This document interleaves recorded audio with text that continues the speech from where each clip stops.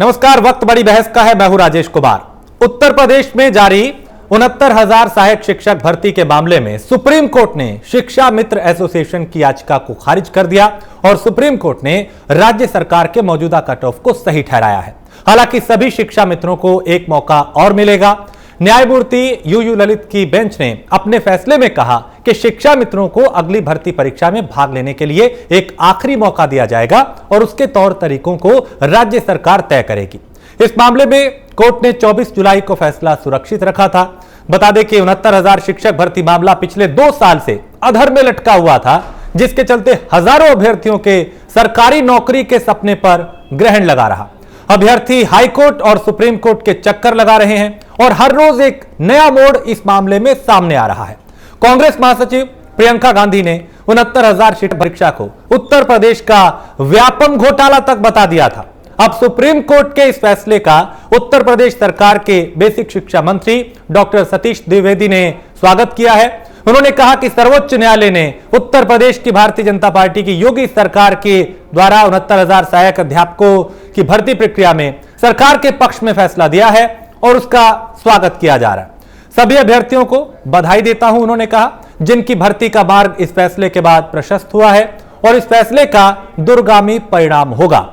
परिणाम क्या होगा, किस तरीके से इस टिप्पणी को, इस फैसले को लिया जा रहा है, यह भी हम जानने की कोशिश करेंगे। हमारे साथ कुछ मेहमान जुड़े हैं और उनका जवाब लेंगे हम कि आखिर किस तरीके से इस पूरे मामले को लिया जा रहा है। हमारे साथ अश्विनी दुबे हैं, अधिवक्ता सुप्रीम कोर्ट के। इसके अलावा वैभव अग्रवाल है, भारतीय जनता पार्टी के नेता। शिल्पी चौधरी है, नेता समाजवादी पार्टी की। और शिवेंद्र प्रताप सिंह है, याचिकाकर्ता। शिवेंद्र जी, सबसे पहले मैं आपके पास आऊंगा। सुप्रीम कोर्ट का ये जो फैसला आज का आया है, इस पे आपकी क्या प्रतिक्रिया? विगत 2 वर्षों से चल रहे एक लंबे संघर्ष के उपरांत माननीय सर्वोच्च न्यायालय का आज जो फैसला आया है वह पूरी तरीके से हम लोगों के पक्ष में है। बीटीसी और बीएड अभ्यर्थी इस फैसले का स्वागत करते हैं। विगत 2 वर्षों की इस लड़ाई में माननीय उच्च न्यायालय लखनऊ खंडपीठ ने हमारे पक्ष में आदेश सुनाया था। जिसके उपरांत हमें यह अपेक्षा थी कि कोई पक्ष इस मामले को लेकर के आगे नहीं जाएगा, लेकिन चूंकि शिक्षा मित्रों ने इसको माननीय सर्वोच्च न्यायालय में चैलेंज किया, अब माननीय सर्वोच्च न्यायालय से फैसला आने के बाद में उन्हें भी एक और भर्ती में मौका प्रदान किया गया है। अतः अब हम ये उम्मीद करते हैं कि इस भर्ती में और विवाद को और विवादों की समस्त जड़ समाप्त होगी और ये भर्ती पूरी तरीके से सरकारी मानक पर पूर्ण होगी और इसी भर्ती के साथ में एक नई और बड़ी भर्ती का मार्ग प्रशस्त होगा। यानी शिवेंद्र, जो अधर में मामला लटका हुआ था, जिसमें आए दिन एक नया मोड़ सामने आ रहा था, उसमें कम से कम एक रास्ता साफ हुआ है कि आगे की दिशा क्या है। बिल्कुल सर, अभी तक जो मामला अटका हुआ इसी में भर्ती में 2 फाद हो गए थे, 31,000 और 35,000। आज फैसले के उपरांत अब चूंकि 7,867 अभ्यर्थियों की लिस्ट निकली थी, अब इस फैसले के बाद में वो लिस्ट के संपूर्ण चयनित अभ्यर्थी नियुक्ति पा जाएंगे, तो जो विवाद था वो पूरी तरीके से समाप्त हो जाएगा। ठीक है। अश्विनी दुबे हैं, सुप्रीम कोर्ट के अधिवक्ता हैं, उनसे समझने की कोशिश करते हैं साधारण भाषा में। अश्विनी जी, आप दर्शकों को समझाएं कि आज का जो सुप्रीम कोर्ट का फैसला है उसका क्या परिणाम होगा, क्या असर होगा, किस तरीके से जो मामला अधर में लटका हुआ था वो एक साफ हुआ है, उसमें एक रास्ता निकला है। राजेश भाई, सबसे पहले जो कट ऑफ मार्क्स थे 45 और 45 और 40 को बढ़ा करके जो उत्तर प्रदेश प्राथमिक शिक्षा मित्र एसोसिएशन ने चैलेंज किया, जो ऑर्डर था 7 जनवरी 2019 का, उसको चैलेंज करते हुए उन्होंने कहा कि ये आर्बिट्री है। परंतु अगर आप देखिए कि 3 कोर्ट्स में, एक तो गवर्नमेंट का नोटिफिकेशन, इलाहाबाद हाईकोर्ट ने उसको असेल किया और इलाहाबाद हाईकोर्ट ने उसकी वैलिडिटी को नहीं बिल्कुल चैलेंज किया और कहा कि बिल्कुल ये सही। और सुप्रीम कोर्ट ने कहा एक रिफॉर्म लाने के लिए, यूनिफॉर्मिटी लाने के लिए और चेक एंड बैलेंस के लिए ये जो ऑर्डर था उसको सुप्रीम कोर्ट ने वेटेज करके सुप्रीम कोर्ट ने ये जजमेंट पास किया। तो कायदे से अगर देखें सुप्रीम कोर्ट का जो जजमेंट बड़ा बैलेंस जजमेंट है। Balance judgement in the sense supreme court ने कहा कि जो बैलेंस लोग बचेंगे उन लोगों को नेक्स्ट कॉन्सिक्यूटिव ईयर्स में स्टेट गवर्नमेंट जो है एकोमोडेट करेगी, ऐसा भी हम ऑर्डर पास कर रहे हैं। तो जो भी लोग उस क्राइटेरिया से कट ऑफ मार्क्स बढ़ने की वजह से 60 और 65 होने की वजह से जा रहे हैं, उन लोगों को नेक्स्ट क्वालिफाइंग ईयर्स में मार्क्स मतलब उसमें उनको वरीयता मिलेगी। ये तो एक उसको अगर हम देखें तो ये जजमेंट है, क्योंकि कहीं भी आप देखेंगे राजेश जी, एक प्रॉपर इम्पार्शियल और बेटर एजुकेशन के लिए, एक अच्छी शिक्षा के लिए क्वालिफाइंग मार्क्स को जब तक आप बढ़ाएंगे नहीं, तब तक आपके पास टैलेंट नहीं आएगा। उन टैलेंट्स का आना वहां पर बहुत जरूरी था, और इसीलिए स्टेट गवर्नमेंट के जो डिसीजंस को देखे, उस स्टेट गवर्नमेंट के डिसीजंस को हाई कोर्ट ने और सुप्रीम कोर्ट ने दोनों ने एज इट इज अपहेल्ड किया। और साथ ही साथ जो बाकी बच जाएंगे इसकी वजह से, जो आउट हो जाएंगे, उनको उन्होंने कहा कि दोनों 40 ईयर्स में करेंगे। तो बड़े जजमेंट है, मैं तो ऐसा कहूंगा, और जो एजुकेशन सिस्टम है उसमें बाहर लाने के लिए लाया गया है जजमेंट। हाँ, ठीक है। वैभव, आपसे समझाएंगे, सरकार जो हवा दे रही थी, जो कट ऑफ दिया था, उसको सुप्रीम कोर्ट ने भी सही ठहराया है, क्या प्रतिक्रिया? देखिए, ऐसा है राजेश जी कि मैं थोड़ा सा इसके बारे में, इसके जो हिस्ट्री है उसके बारे में, इतिहास के बारे में पढ़ रहा था। करीब 1,30,000 शिक्षा मित्रों की भर्ती होनी थी पिछले 10 साल में, 2017 से पहले। और मैं उससे पहले नहीं जाऊंगा, लेकिन 2017 से पहले 2007 और 17 के बीच में 1,30,000 शिक्षा मित्रों की भर्ती की जगह केवल और केवल 7,900 भर्तियां करी गई। कुछ 7 से 8,000 भर्तियां करी गई, और बाकी सब किस चीज की भेंट चढ़ी, ये तो हमें सबको पता ही है जी। उसी बेसिस पे जनता ने 2017 में मोदी सरकार के साथ योगी आदित्यनाथ को प्रदेश का मुखिया बनाया, और उनके साथ उनकी अगुवाई में प्रदेश को एक डेवलपमेंट की राह की ओर भेजा।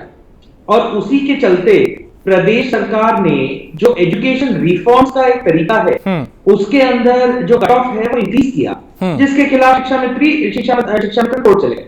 हाईकोर्ट ने यही बोला कि जो प्रदेश सरकार कर रही है वो बिल्कुल ठीक कर रही है, और अब माननीय सुप्रीम कोर्ट ने भी यही ऑर्डर दिया, जो प्रदेश सरकार कर रही है वो बिल्कुल ठीक कर रही है और उन्नति की ओर अग्रसर है। इसमें राजेश जी एक बहुत जरूरी पॉइंट आप ये देखेंगे कि मेरे पर्सनल व्यू में, अगर अभी 65% की भी कट ऑफ लिमिट है, 65, 60 और 65% की भी कट ऑफ लिमिट है, तो मुझे एक बात बताइए कि जो शिक्षा मित्र बच्चों को पढ़ाने के लिए 50%, 40% की गुहार लगा रहे हैं एजुकेशन में, उन्हीं बच्चों को पढ़ के हम आगे कॉलेज भेजते हैं 99, 97, 98% कट ऑफ पे। मतलब ये उल्टा नहीं होना चाहिए कि जो शिक्षक हैं उनकी कट ऑफ 95% होनी चाहिए। यानी टीचर को तो सब कुछ आना चाहिए ना, वो तो हमारा शिक्षा मित्र है, वो तो हमारे पढ़ाने वाला आदमी है। उसी तरह जो शिक्षार्थी है, उस शिक्षार्थी को तो 50-60% पे आगे बढ़ने का मौका मिलना चाहिए। मतलब ये बात बड़ी अजीब है कि ये ऐसे एक उन्नति की ओर अग्रसर तरीके से हम लोग उसी की ओर, उसको नीचे की ओर खींचने की कोशिश कर रहे हैं। ये बड़ी बुरी बात है। और आप देखें कि पिछले 3 साल में 2017 से 2020 के बीच करीब 40,000 भर्तियां हो चुकी हैं। तो केवल और केवल 69,000 ही बची हैं, उनको भी कर लेंगे। तो प्रदेश तो उन्नति की ओर लेके जा रहे हैं, लेकिन सबको इसमें अपना सहयोग देना चाहिए। ठीक है। शिल्पी जी, इस मामले पे सियासत खूब हुई है, और आप लोगों ने, जाहिर सी बात है, सरकार को घेरा भी, कई बार इस पे खूब चर्चा भी हुई, बहस भी हुई। लेकिन आज जब सुप्रीम कोर्ट ने भी उस बात को सही माना जिसका हवाला सरकार दे रही थी, तब आप इस पे क्या कहेंगी, कैसे देखते हैं इसको? सुप्रीम कोर्ट ने कहा कि कभी बाबरी मस्जिद गिराई ही नहीं गई, तो सुप्रीम कोर्ट के निर्णयों पे अब कुछ कहना ही बेकार है। जिस तरीके का यहाँ बड़े से बड़े नेता जो 3 का पहाड़ा नहीं जानते, जिनको राष्ट्रीय गीत और राष्ट्रीय गान का फर्क नहीं पता, ये शिक्षा मित्रों से अपेक्षा करते हैं कि क्वालिटी एजुकेशन रिफॉर्म हम ला रहे हैं। Very good, we are welcoming कि आप क्वालिटी एजुकेशन लाने की कोशिश कर रहे हैं। तो क्या रिफॉर्म रैंडमली किए जाते हैं या रिफॉर्म स्टेप बाय स्टेप जाते हैं? इस 69 शिक्षक भर्ती से 2018 में 8,500 सहायक शिक्षक भर्ती जो परीक्षा हुई, उसमें टॉप 40% था। लेकिन उसके बाद भी ये परीक्षा लेने के बाद अभ्यर्थियों को एक दिन बताया जाता है कि टॉप 40 नहीं। तो वो किया, सुप्रीम कोर्ट ने इसको सेकेंड किया। इस तरीके का आप रिफॉर्म कर रहे हैं, ये एक राजनीतिक जनमनस्यता है। आपको लोगों से एक पार्टी ने शिक्षा मित्रों को समायोजित किया था सहायक अध्यापकों पर। आपको उन लोगों से वैमनस्यता दिखानी है। आप बिल्कुल आप राजनीतिक पार्टी के तौर पे वैमनस्यता दिखाइए, हम स्वागत करेंगे, लेकिन आप लोगों से खिलवाड़ कर रहे हैं, उनके भविष्यों से खिलवाड़ कर रहे हैं। और जैसे कि आज माननीय सुप्रीम कोर्ट ने कहा कि बाद में इनको समायोजित किया जाए और भाषा के किया जाएगा, तो जिनको बाद में किया जाना है उनको आपने अभी कवर किया, आप उनको अभी समायोजित करने के लिए क्यों नहीं गए? रिफॉर्म आप ला रहे हैं, ये भी तो सवाल उठते हैं। और वहीं सामान्य जनरल कैटेगरी के लोगों के अंक इसमें रिजर्व कैटेगरी में उनको पासिंग मार्क्स मिल गए हैं। हाँ। रिजर्व कैटेगरी के अंक लाके जनरल कैटेगरी वाले इन्हीं परीक्षाओं में पास हुए हैं। व्यापक घोटाला नहीं है तो ये क्या है? नकल माफिया इसमें पकड़ा गया है। क्या इस तरीके से इसको हम लोग सवालों के घेरे में ना लाएं? आप ये कह रहे हैं कि जो इस तरह की प्रतिक्रिया है वो पारदर्शी होनी चाहिए, उसमें किसी भी तरह की कोई गड़बड़ ना हो, ताकि और व्यवस्था को बेहतर होना चाहिए, ताकि ना तो इस तरीके से कई साल तक इस तरीके की भर्तियां जो हैं वो लटके। एक पारदर्शी सिस्टम होना चाहिए। देखिए, 4 लाख अभ्यर्थियों ने फॉर्म भरे थे, 4 लाख लोग इस परीक्षा में बैठे थे, 4 लाख फॉर्म का रेवेन्यू सरकार के पास आया। अगर आप पहले ये कहते कि आपको इतने मिनिमम पासिंग मार्क्स लाने होंगे तो हो सकता है उसमें 2 ही लाख बैठते। वो कहते कि ठीक है, आपके अनुसार, भाजपा के प्रवक्ता के अनुसार वो मान लेते कि हम इस काबिल नहीं है, क्योंकि वो तो मेंटली प्रिपेयर होके आए थे कि हमको 40 और 45 पे काम करना है। लेकिन आप परीक्षा लेने के बाद, परीक्षा लेने के 1 दिन बाद आप यकायक सरकार कहती है कि कट ऑफ 60 और 65 हो जाएगा, और इसकी दलील लेकर ये court, high court, supreme court तक गए हैं। किस तरीके से जस्टिफाइड है? ठीक है वैभव, एक सवाल यहाँ पे ये उठ रहा है कि जिस तरह से भर्ती प्रक्रिया 2 साल तक लटकी रही, और कई बार ऐसा होता है कि कई भर्तियां कई सालों तक लटकी रहती हैं, इस व्यवस्था को बेहतर करने की जरूरत है ताकि किसी का भी भविष्य अधर में ना लटके, उसमें वक्त ना लगे, और वक्त रहते जो परिणाम दिया है, जो नतीजे, जो परीक्षा दी है, उसके नतीजे जल्द आ सके। आप बिल्कुल ठीक कह रहे हैं राजेश जी। मैं शिल्पी जी की बात का सम्मान करता हूं कि ठीक है, थोड़ी सी सरकार से चूक हुई हो सकती है कि पहले हमने नहीं बताया, लेकिन इस चीज को चूक से ना देखें, क्योंकि शिक्षकों का एक जो मतलब होता है पढ़ाई करने का, आप और हम भी परीक्षाओं से गुजरे हैं। परीक्षा में हमेशा अव्वल आने की कोशिश करनी चाहिए। अब अगर हम पढ़ाई उसको 40% के हिसाब से करते हैं तो हम ये कैसे मान सकते हैं कि ये देखिए मानसिकता की बात है, राजनीतिक मानसिकता की बात है कि हम उसको ये मान लें कि आपने 40% 45% के हिसाब से पढ़ाई करी है इसलिए आप ये तो फेल हो गए। देखिए ऐसा है कि मुझे आश्चर्य होता है कि शिल्पी जी अगर ये बोलती भी हैं कि जिन नेताओं को पहाड़े तक नहीं आते, जिन नेताओं को भारत की एक जो ज्योग्राफी है उसका अंदाजा नहीं है, वो नेता इस तरह का डिसीजन कर रहे हैं। अरे मैडम, यही तो हमारी गलती है जो हमारे पूर्वजों ने नहीं किया, यानी पिछली सरकारों ने नहीं किया, वो हम करने की कोशिश कर रहे हैं। वही गलती तो नहीं दोहराना है। पहाड़े नहीं आते, आपकी बात बिल्कुल ठीक है, लेकिन वही गलती तो नहीं दोहरानी है।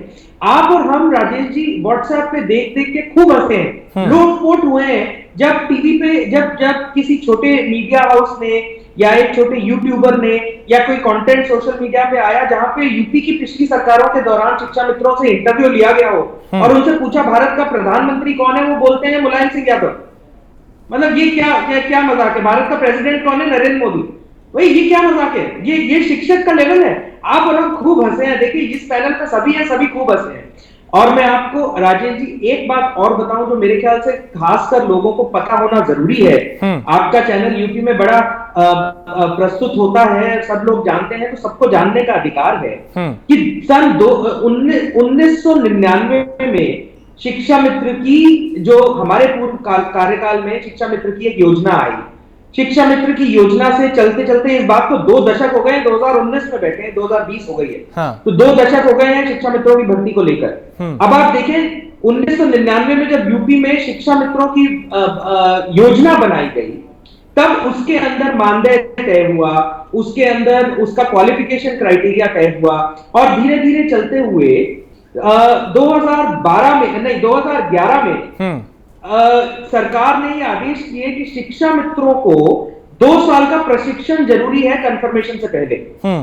ठीक है, अब वो 2 साल का प्रशिक्षण भी नहीं हुआ पिछली सरकारों द्वारा। देखिए मैं इसीलिए पिछले 10 साल की बात कर रहा हूं, मैं उससे पहले जाऊंगा तो और धागे उगड़ेंगे।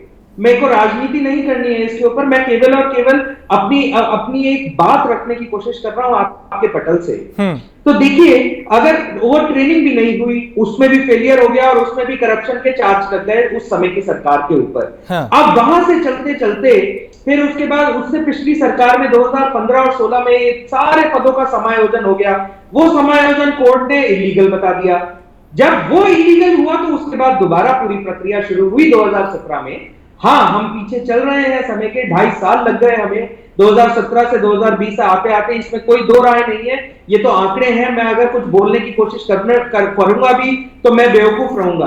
तो ये तो मानने की बात है कि 2.5 साल लगे, लेकिन प्रक्रिया को सुलझाते हुए जरूरी था कि प्रक्रिया सुदृढ़ रूप से लागू करी जाए और शिक्षा मित्रों की भर्ती हो और उनको रोजगार भी उपलब्ध हो और हमारी आने वाली पीढ़ियों का भविष्य सुरक्षित हो। ठीक है शिवेंद्र, जिस तरीके से अधर में ये मामला कई साल तक लटका रहा, शिक्षा मित्र परेशान रहे, रोज उनके सामने एक नया मामला आया, एक नया मोड़ आया, सुप्रीम कोर्ट तक बात पहुंची, इलाहाबाद हाई कोर्ट तक पहुंची।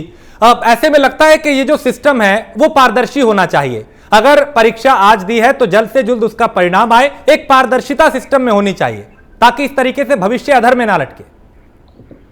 बिल्कुल सर, एक गुजारिश मैं आपके चैनल के माध्यम से और आपके माध्यम से माननीय प्रदेश सरकार से करना चाहूंगा कि जब भी कोई भर्ती अगर निकले तो एक बार उस भर्ती में पिछली विसंगतियों से सबक लेते हुए और जो आम अभ्यर्थी हैं एक बार उनके बीच से भी एक सुझाव मांग लिया जाए, क्योंकि आम अभ्यर्थी जब अपना सुझाव सरकार के अधिकारियों के सम्मुख रख देगा, मैं ये नहीं कह रहा हूं कि नियम उनसे पूछ के बनाया जाए, मैं ये कह रहा हूं कि पिछली विसंगतियों के बारे में या जो अभ्यर्थियों की चिंताएं हैं उनके विषय में एक सुझाव मांग लिया जाए विभाग के द्वारा, तो निश्चित तौर पर ऐसी तमाम सारी मुकदमों को और तमाम सारे मामलों को काफी हद तक टाला जा सकता है। मैं इस पूरी भर्ती के मामले में आपको ये बताना चाहूंगा कि दिसंबर में इस भर्ती का विज्ञापन आने से पहले ही हमारी मुलाकात उस समय के वर्तमान अपर मुख्य सचिव जो इस समय तो वो अलग विभाग में चले गए हैं, उनसे हुई थी।